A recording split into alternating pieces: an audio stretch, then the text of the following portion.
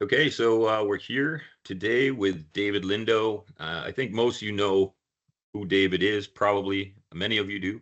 But for those that don't, David is an international birding ambassador. He's an author, a speaker, a tour leader, overall personality. I've probably left some things out, David, but we'll touch on those later.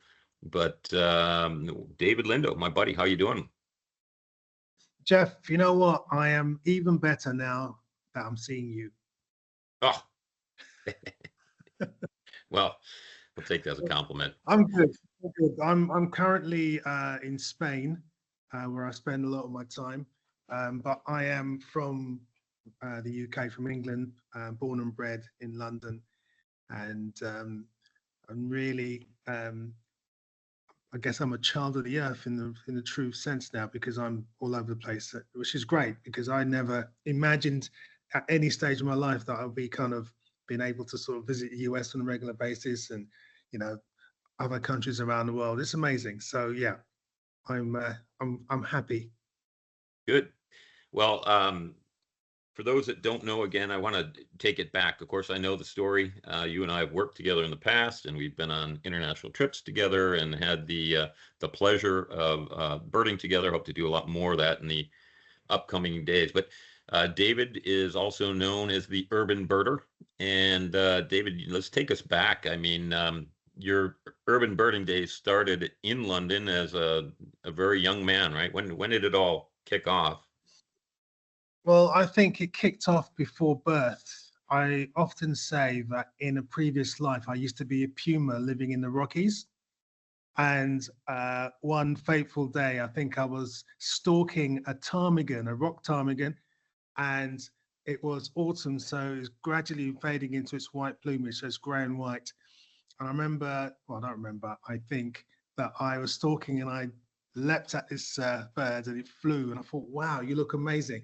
So from that point on, I became a birding puma, and I Nicely done. decided not to eat.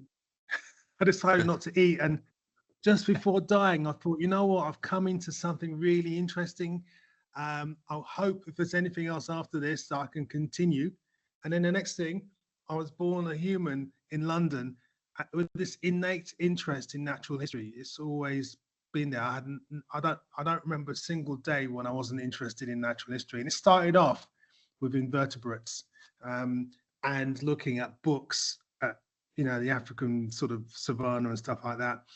But anyway, back in my garden in London, Wembley, in North London, I remember seeing insects and collecting them, and then noticed that they were being fed on by birds. And then that's when it all took off for me. I didn't know what the birds were, so I called them as I saw them, because at the end of the day, none of my family, friends, or their friends, or anyone else around me had an interest. So it just came from nowhere, and I just became this amazing scholar.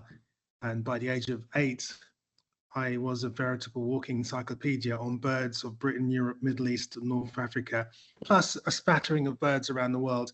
And even to this day, I know that a lot of Latin names have changed, but I know quite a few of them. And more importantly, I know how big a lot of the birds are in inches.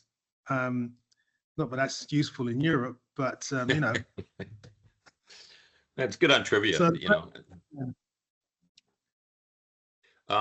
No, good stuff. I imagine once you became interested, did you help others around you? Were you an early mentor as well, teaching those in your family that didn't know? I mean, whether they wanted to hear it or not, about what that is and what this is as a. the only person, I mean, my sister, I got a sister, and she, to this day rejects it. She just will not. Even if I'm walking with her and I see something flies past us, and I say, look, that's or whatever, she would deliberately look the other way. That's how she is. But my mum, I think, was quite surprised at first, thinking, what's this boy doing, being interested in birds? But she helped me. She bought the occasional book. She bought my first pair of binoculars.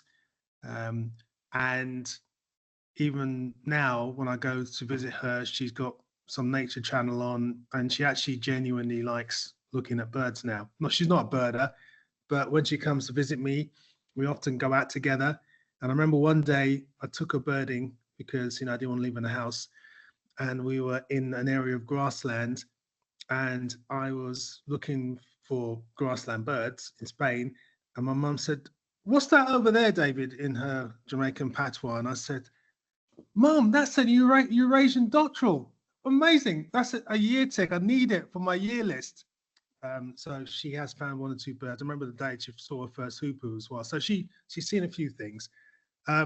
But as a young kid, back in those days, it was a bit difficult because I was kind of looked upon as being a bit strange, um, uh, being a bit of a sort of, just someone that maybe you wouldn't want to associate with because of my interest. And I guess I quickly kind of submerged it a little bit until I was in my teens when I became a bit more confident, really. So I didn't really teach anyone apart from one person who was a friend of mine. Well, he wasn't a friend at the time, but when I first met him when I was in high school, on the first day of school, I heard him talking about science, and I went up to him and said, "Are you interested in science?" And he said, "Yes." I said, "In that case, you have to be interested in birds." And he was like looking at me like this, and I took him out birding because luckily he lives around the corner from me in Wembley. And on the third occasion, I took him out and we saw, or I found a bullfinch, Eurasian bullfinch. And he couldn't believe that such a beautiful bird could exist in his neighborhood. And that was it. He was hooked. So he was my first pupil. Nice. And yeah, and then I didn't kind of really start up again in that sort of sphere until I was in my 20s. Yeah, I had a similar story. I didn't start as a child, but I did run into birding, here in the U.S. as a teenager, and yeah, it was tough in high school. I didn't know any other young birder. The next closest birder, in age to me was easily 30 years, my senior. So it was something that I tried to talk about a little bit in high school, but after, you know, a failed experiment there, I just kind of kept it quiet amongst my peers, honestly. It was a different time though, too. I think, that was pre-internet, obviously. You can tell by the my lovely gray hair here. Um, but it was harder to find. It wasn't until I started working at Cape May and doing the migration count there. It was the first time I ever met other younger birders. I was like, oh my gosh, they exist. But I feel your pain a little. But it's great now how much better everything's gotten with all of the youth programs and the ability to instantly know about people with similar interests out there that you and I didn't have growing up. We weren't privy What, to that. at what age were you when you first met another birder? Well, loaded question. My sixth grade teacher was actually a birder, and he would introduce some of it to us. At that time, I wasn't ready to hear it, even though I did have a fascination with nature. We kind of all silently would rib him, about being a bird watcher and stuff. But I remember it was 17 or so, 16, I guess it would have been. I was walking home from high school and ran into him on the side of the road, staring at a snowy owl through a spotting scope, and that was like the same idea. I was like, what? These things exist and it's right here, a quarter mile from my house. What am I missing? And that was the spark, and I've been a maniac ever since. So, but yeah, I'd say so. It was 16 probably is when I first wore the birder badge. But I think like you, we're all born with an innate sense appreciation, but life tends to beat it out of us, or you know stifles it, buries it under loads of unimportant stuff. But I think it's still in there for most of us. Yeah, absolutely. Yeah. Well, I'm enjoying it. I love it. I can't imagine a day without looking at birds and other nature. And often when I meet birders who, have come to it late in life, I kind of think, how could you have gone to Costa Rica and not and not looked at anything? How could you Yeah, not notice those hummingbirds? You know, yeah. but I can understand obviously because sometimes you need that moment to Mhm. to really switch you on to. And that's a good statement too. It is like a switch, right? I mean, you and I have seen it countless times in our lifetime where even people who were adamantly swore they were not into it, that you point out a couple of things, and the next thing you know, you're calling you and sending you a picture. It's like, hey, I noticed this, I noticed this. You turn on their awareness of the stuff that's been there all along, but they're just oblivious to it. And I was the same way up until my 16th year, pretty much. I mean, no idea, but it happens. So let's get back to what we're here to do. We want to introduce our newest global ambassador, David Lindo, joining Team Kowa. We're so excited to have you as a company. Me, very selfishly, great to have you, and I'm really looking forward to doing a lot of fun things. Here, the thing I've always admired about you, David, is there's a lot of really big names in Europe, but most of them don't transcend across the Atlantic. It's like they don't really even try. And even though they're huge in the UK and Europe, they're largely unknown over here in the US. Granted, we don't get the BBC playback and some of the other nature programs, but the fact that you've always have a much greater, higher level of notoriety in a good way here in the United States is something I appreciate. So it's again, I'm hopeful that even though you live on the other side of a big pond, that we'll have a lot of opportunity to see each other. That was an actual conscious decision I made because 18 years ago, 19 years actually this year, I think it is, when I was born as the urban birder, I realized at first, well, I actually thought at first that I can get lots of work working in TV in the UK and joining the ranks of all the other people here. But when I realized that the window of opportunity was so slim that, I had to kind of rethink my plans. And my first kind of plan and my whole sort of structure was to start writing, to start talking, giving talks, to start leading tours, all those things, which I thought I could never do, I never imagined myself doing. But the other thing was that I felt, why am I in the UK becoming so UK centric and slugging it out with all these people all fighting for the same tiny slice of cake? If not even a cake, it's crumbs, when there's a whole world out there. So I decided, you know what, I don't really want to be involved. I mean, obviously it's great to have your home base and, people in your home territory that dig what you do. But I also thought my message was a global one. And my decision was, let's make this global from day one. So basically, when I set my website up originally, I made it global. And in fact, the first person ever to contact me was a guy who I'm still in contact with to this day, who came from, I think, Colorado. So, immediately there was this global reach.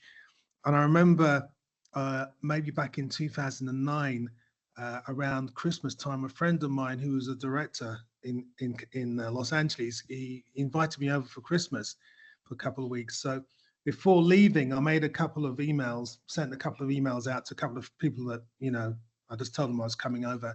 And by the time I touched down in LA, I had a program of events, which in the end lasted 6 weeks, coast to coast. So from LA through via Arizona to New York and then back again to San Francisco. And my plan was, I wasn't interested in getting paid. It was more about trying to spread the message about what I was trying to talk about, which is urban birding. And I remember doing that tour, and it was really well received, in terms of people kind of digging what I was talking about.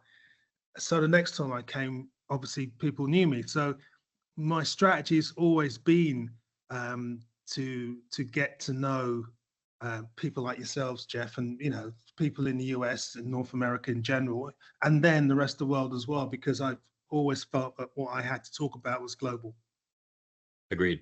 No, yeah, it's a great message, and I mean, obviously, it's on your website. You've got the book, The Urban Birder, as one of the starting points. How long's that been since that's been out? Is it 5, 6 years now? I'm trying to remember. I think that came out in 2017. And the last book that came out is actually one that's pressed in this computer, and it's Fly.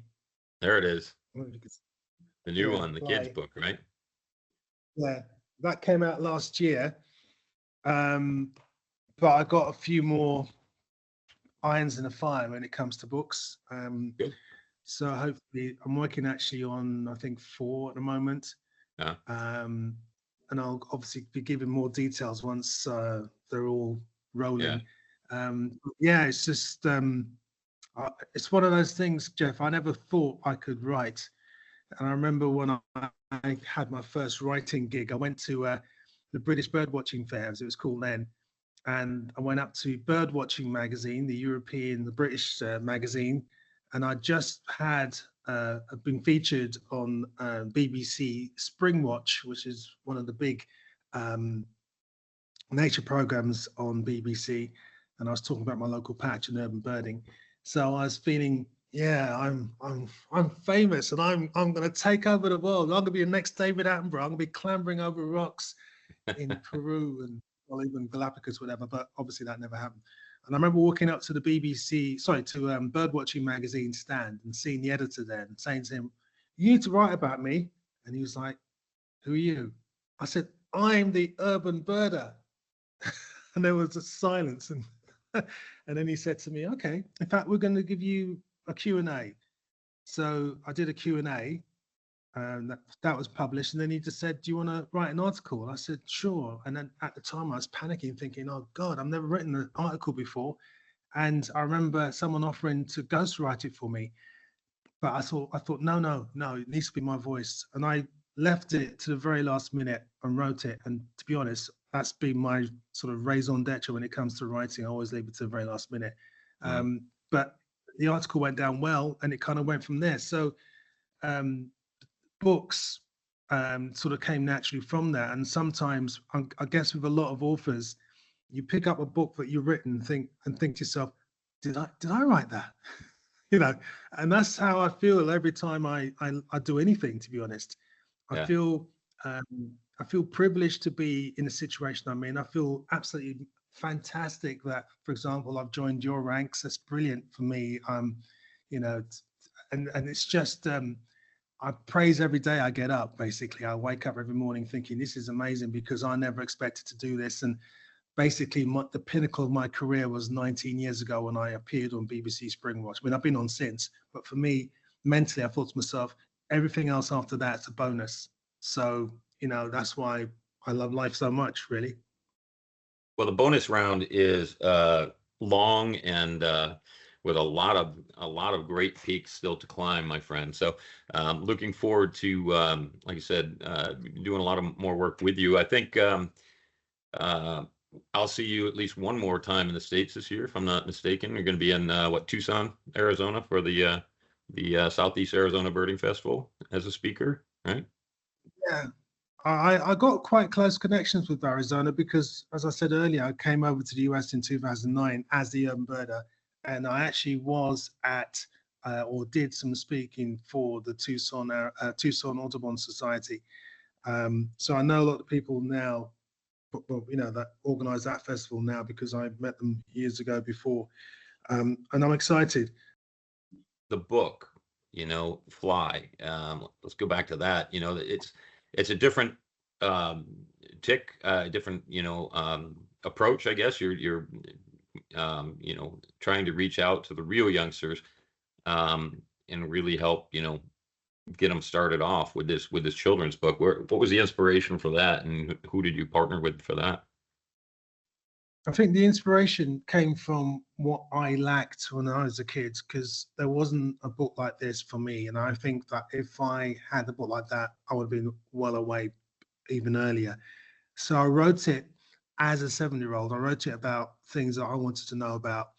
I wanted to also try and feature as many different species that were not classically known as possible. Because I remember when I was a kid, my mum got me a book called Animals of the Americas, and looking through there, I was seeing things like Jaguarundi. What's that? And all these weird creatures, particularly from South America.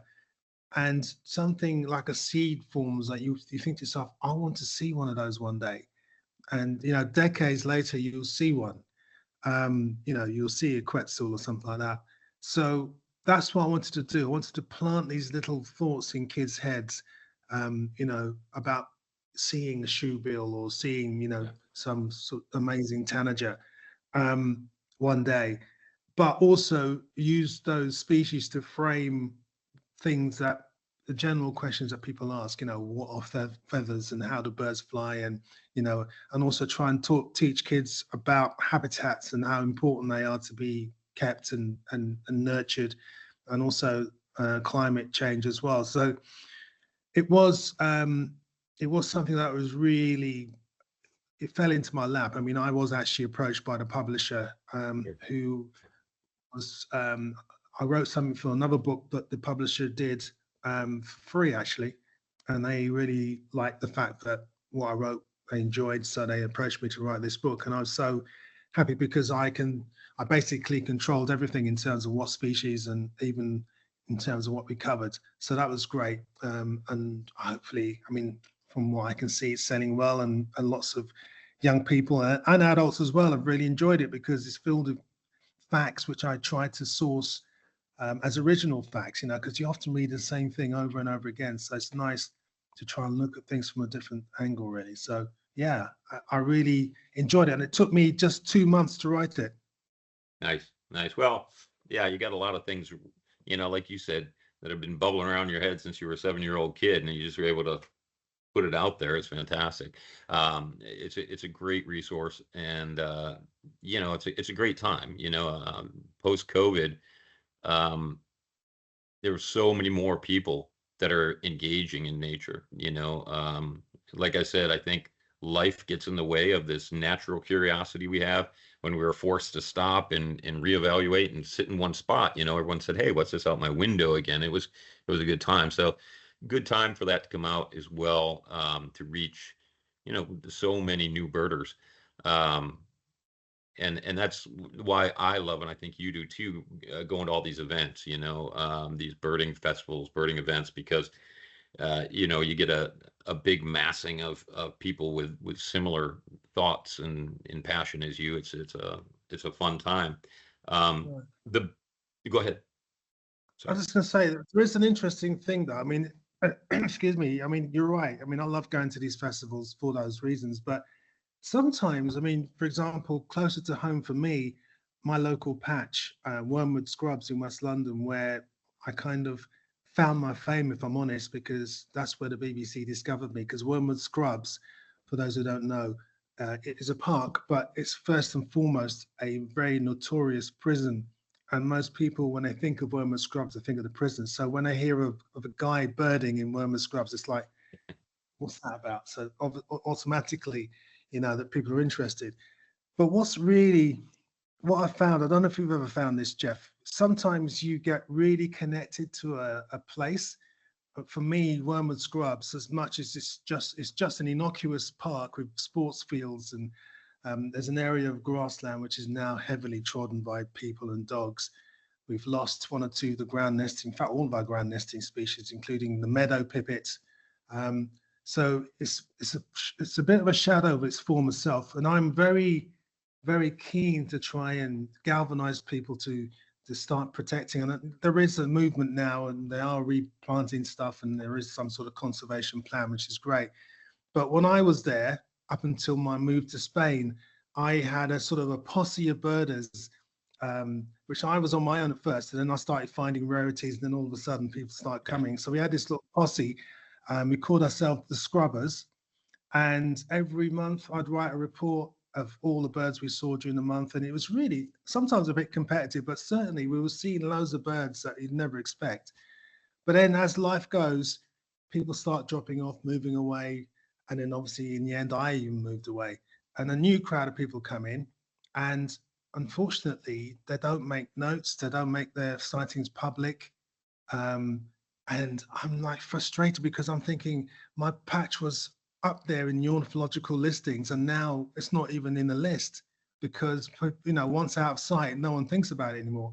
Yeah. And I joined the WhatsApp group, and I basically said, look, guys, it'd be great if we could, use eBird and put some of this information out there so that, and some people were really reluctant and quite aggressive about it in terms of why are you asking me to do that? Who do you think you are? And I'm like, Yeah. Oh, you know, so sometimes when my point is sometimes when you try and sort of educate or try and get people galvanized, sometimes it doesn't work. I found, you know, very rarely. This is I think one of the very few examples, but it's not always the case that people come on board. And I guess you got to start thinking of different ways of engaging people, you know. Yeah. But Well, that's my little. no, agreed. And, seen a lot of that change. For me, one of the big changes to that, and everyone enjoys nature in their own way. And I think we have to embrace that at all levels and understand that, people like you and I are probably a little bit on the extreme, you know, but as far as how we bird, but, one of the real odd things to me that strikes me as odd, and it's not odd, it's the new normal, right? Is these people birding with cameras and discovering nature through the back end of these digital cameras have gotten so good. And, they didn't come through the same sort of formal process that we did up through the clubs, and being mentored and learning all about, the ethical side of things. Instead, these people are very much, independent and then, discovering nature in a different way. So, I think we have to just view it as a new opportunity to reach people and educate them in a different way, coming from a different entrance into Yeah. the hobby.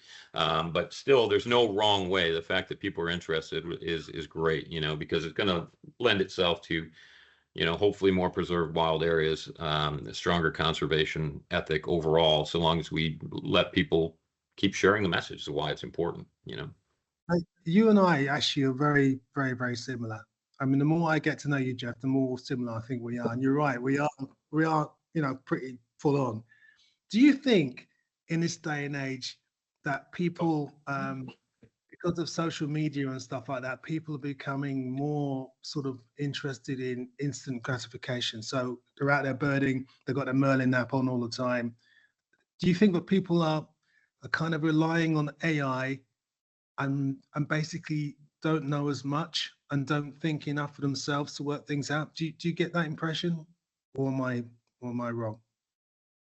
I think I think that's the easy approach, and I think it's maybe not that they're doing it less so much as they never knew the other way. I think if we broaden our view a little bit, I think that's been their introduction through social media, and that is their view of entering the community in the world.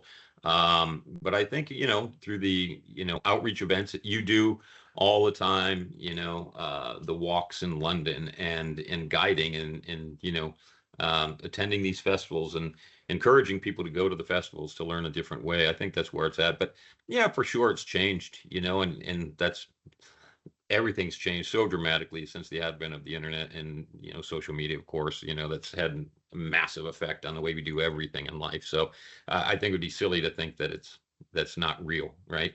Um, but I still think that you know and I know you do this. I've seen you do it. I try and do it, when I'm in the field, is encourage people, all right, let's slow down. Let's not look at our phones. Let's just listen. Let's just stop, listen, and appreciate, and it's amazing how many people, when you do something like that, it's like they've never even thought of slowing down and just soaking it in. But that's again the gray hair.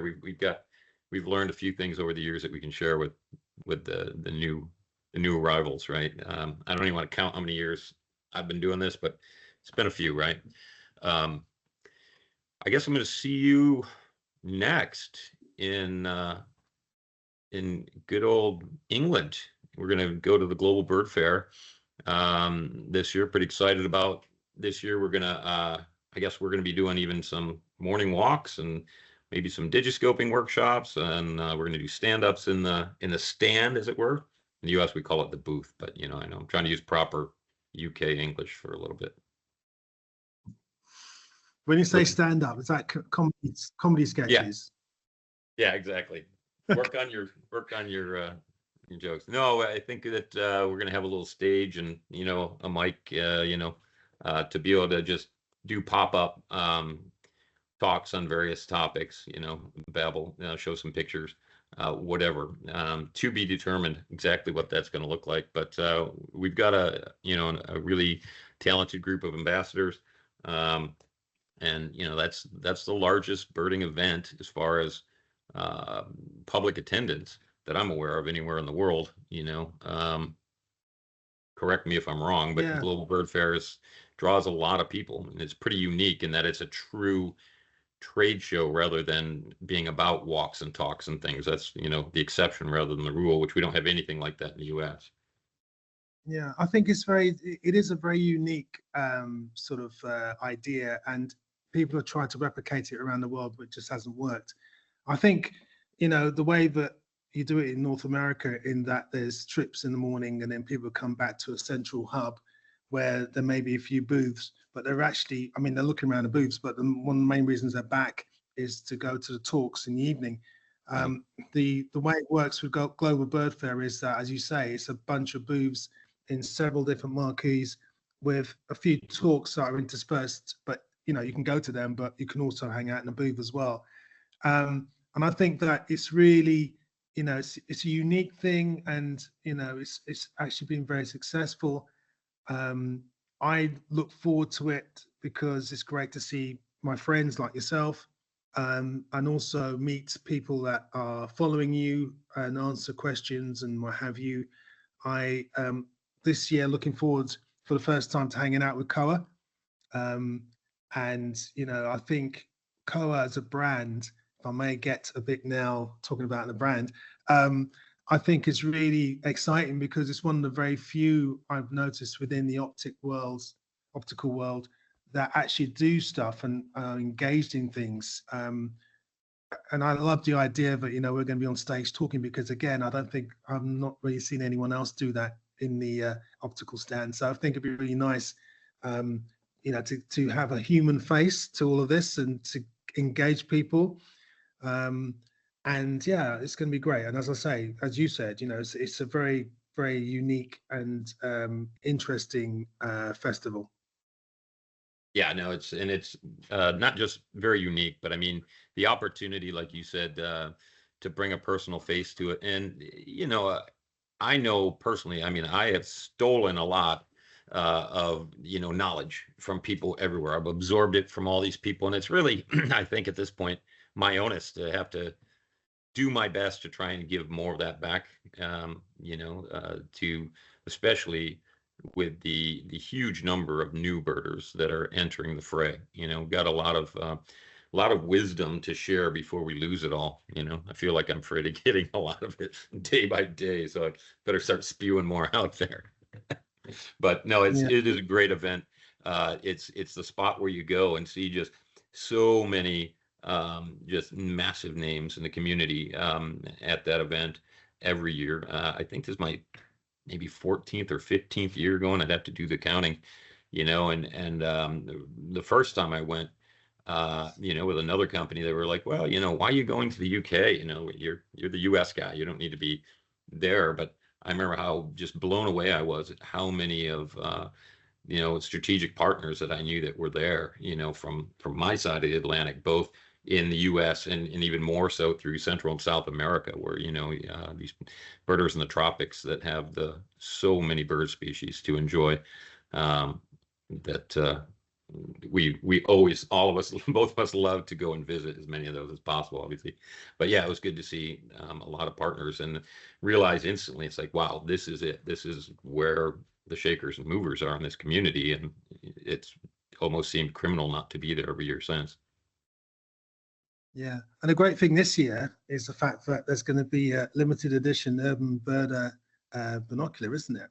Ooh, tell me. Yeah. I mean, I am really excited because I've been working with you guys for literally 5 minutes, and already we're talking about stuff like this. It's the YF2s, and I haven't got one in front of me here, but Oh, yeah, and we'll put up a picture. it's going to come up with a little package of stuff, including my How to Be an Urban Birder book, as well as a notepad or notebook even, which you can be writing all your lovely notes in, and a few other bits and pieces. So yeah, I'm really looking forward to that. And by the way, I've already got one sold, so I'm really excited. Nice. Well, hopefully we'll get a few more than that sold there. The YF2, to be 100% honest, is not a moneymaker for us at all, but it doesn't matter. It's a loss leader. It's a binocular that we keep at a lower price point to be accessible. It's about making birding accessible, and it's probably the best binocular there is at that price point. So it's made for children's faces, but also can be wide enough on the inner pupil area for adults. And it's just a really solid bit of kit and a great starting point for anyone. So I'm really super excited that we're able to do that.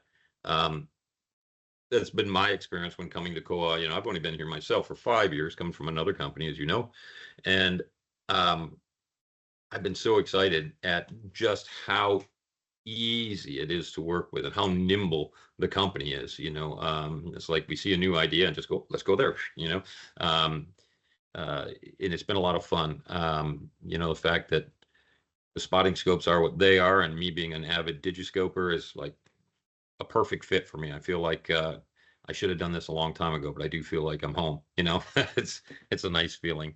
So I'm glad to have you alongside with me, and all of us at Kowa. It's going to be really exciting. Yeah, well, the feeling is totally mutual. I can't wait. In fact, I'm already started anyway. But for example, you guys came along to my. I do a course maybe about 4 times a year in the London Wetland Centre, which is an urban nature reserve, and it's the Urban Bird Day course where I teach people how to use binoculars, as well as just going out and talking about birding and getting people infused. And I think I've been doing this now for 6 or 7 years, and maybe 400 or 500 different people have come through, because I don't do massive groups. And Kowa have very kindly given me some binoculars to actually give to my kind of pupils, so they all get some YF2s, and they spend a day, walking around and chatting and getting infused about birds. So it's really nice that I can do that and have someone like this brand behind me, because I've never really had that before. Because I'm always been about engagement, and sometimes you work with people, they just don't get involved for whatever reason, and that cannot be about Kowa. Yeah, it's a different world. It's it's a small family-owned company still. It's not small. It's a huge family-owned company, I should say, but it's still, family-owned, and it has that family feel about it. Which is amazing for such a large company to still have that. I remember, I brought on the first sponsored lodge, and it went all the way to the top. And the owner of the company said, "This is great. We need to do more of this." It's like, oh, we can do more of that. Trust me. There's plenty of people that are going to be interested in having a strong partner helping them out. So that's been a really fun thing, and I'm excited in that. At my age, I've been counting down probably the number of years of my working career, and I'm really looking forward to just going like this for the rest of my career and having so many opportunities to not only work with a lot more people like yourselves, but I love the inclusion that we have here, the accessibility of the Kowa product. Granted, we have things all the way to the top end as well, but there's a full suite of products from soup to nuts, starting at the low end. That's very accessible price points up to the best performing gear for the most serious birder as well, and everywhere in between. So it is exciting, and we're looking forward to it.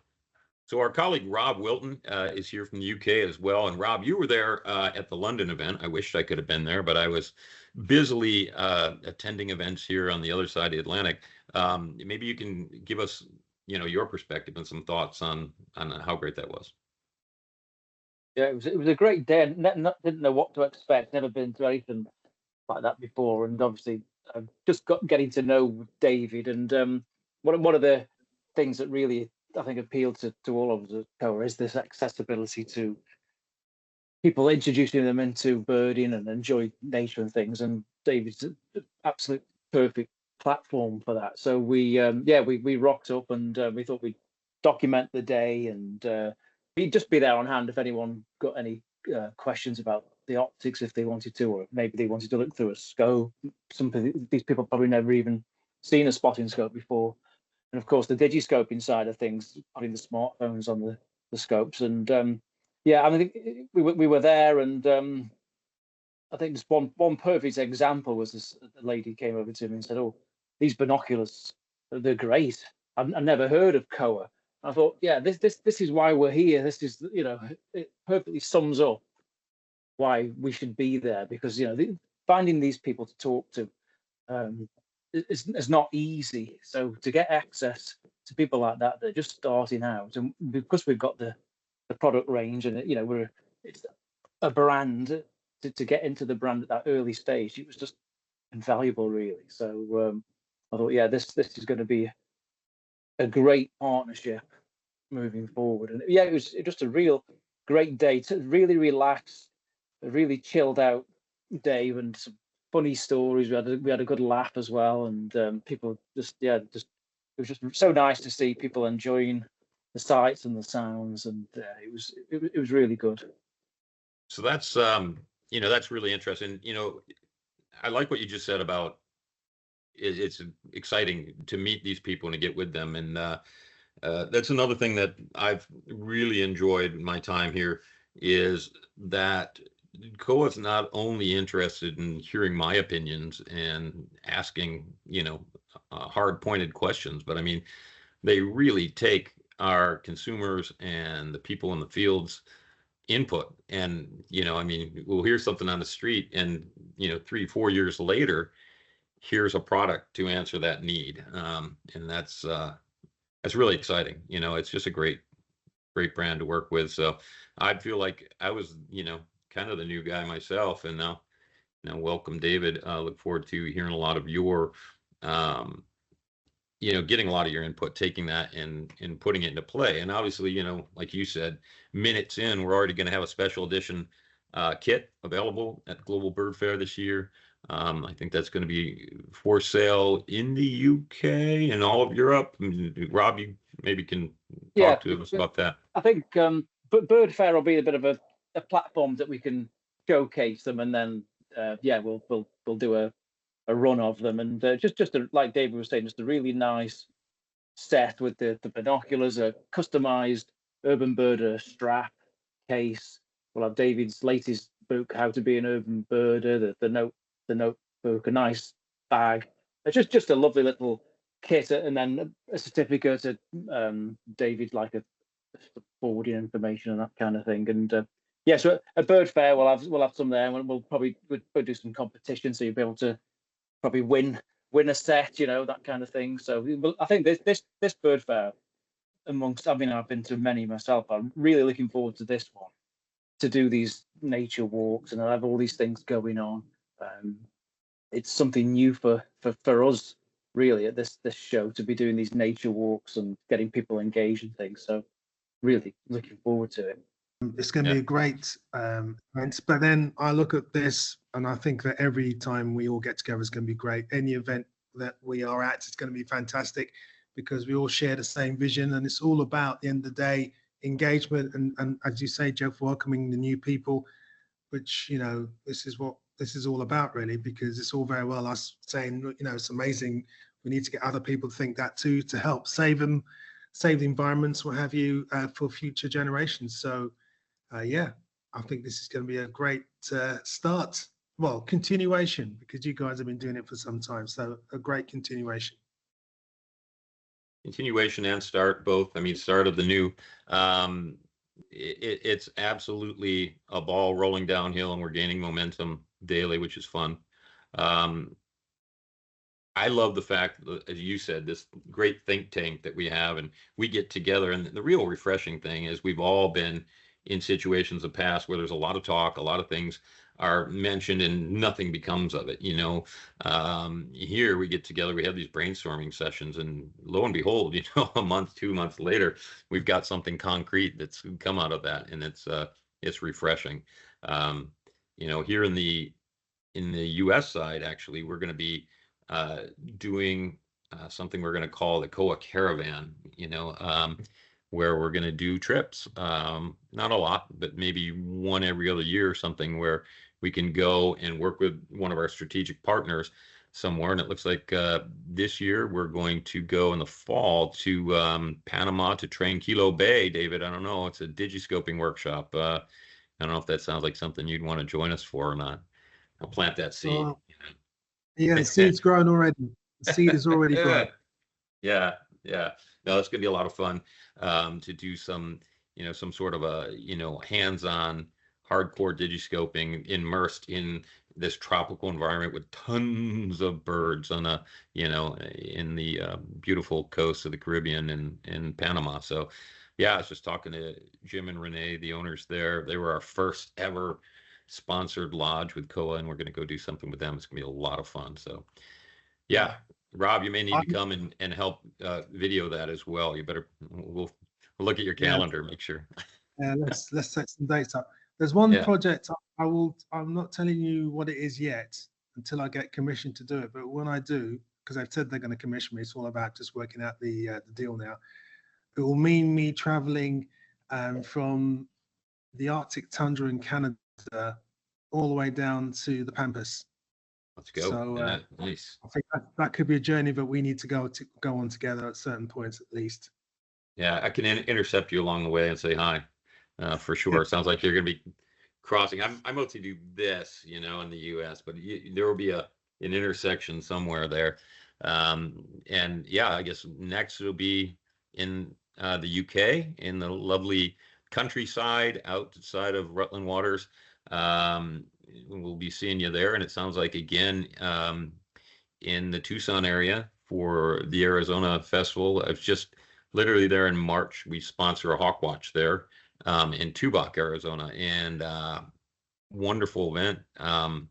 But yeah, it's a wonderful spot. I mean, that time of year, of course, see 13 species of hummingbirds anywhere in the United States. It's a little sampling of what occurs all the time just south of the Rio Grande Valley from there, but within the United States, it's a good sampler for the tropics, right? And a lot of bird species. But yeah, we'll have to see what targets you may have and what kind of time you have. Maybe we can get out and go birding. Hoping my son's going to join me on that one as well. So we'll see. Yeah, well, I'll be there for a little bit of time, so I'm sure that's going to happen. Well, thanks for taking the time, Dave, man. It's good to see your smiling face. This morning, Listen, I was afraid I was going to, be late again or miss you because just before dawn, a big rain shower came through, and that's like the classic event, for migration, on the Gulf Coast. But happily not happily, but happily for us, there was nothing aloft, so there was nothing in the woods to get grounded, or I could have been coming in late with mud on my face. Like, here I am. I was like, oh no, the perfect storm. No, but the grounds were not crawling with warblers this morning, so it was easy for me to break away.